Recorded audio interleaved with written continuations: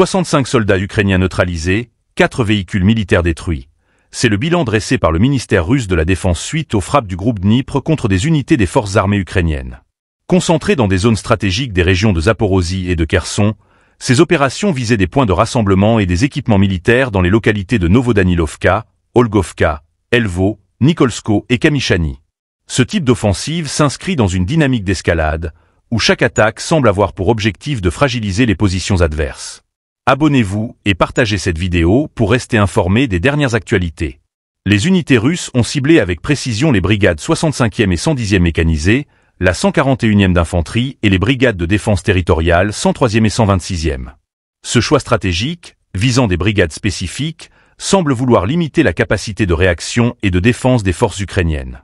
Des brigades essentielles pour les opérations de Kiev se retrouvent ainsi affaiblies dans des localités clés, impactant directement les lignes de ravitaillement et la défense. Ces frappes éclairent l'objectif de Moscou, désorganiser les lignes de front ukrainiennes et réduire leur capacité à maintenir des positions défensives solides. Cette offensive s'inscrit dans une stratégie plus large d'attaque ciblée sur des infrastructures militaires et des unités dans le sud et l'est de l'Ukraine. En multipliant les frappes dans des régions comme Zaporozhye, stratégiques pour le ravitaillement, la Russie cherche manifestement à éroder les capacités défensives de Kiev. En effet, cette région joue un rôle crucial dans l'acheminement de matériel et de soldats. Moscou comprend l'impact de chaque véhicule détruit et de chaque unité affaiblie pour restreindre les mouvements ukrainiens. La stratégie russe apparaît méthodique, visant à réduire progressivement les forces adverses sur le terrain. Les répercussions pour l'Ukraine sont conséquentes. Privées de certains de leurs moyens de défense et de mobilité, les forces ukrainiennes devront composer avec des ressources réduites, risquant de compromettre leur capacité à défendre leur position et à répondre aux assauts futurs. La situation devient de plus en plus complexe, avec une intensification des frappes de Moscou.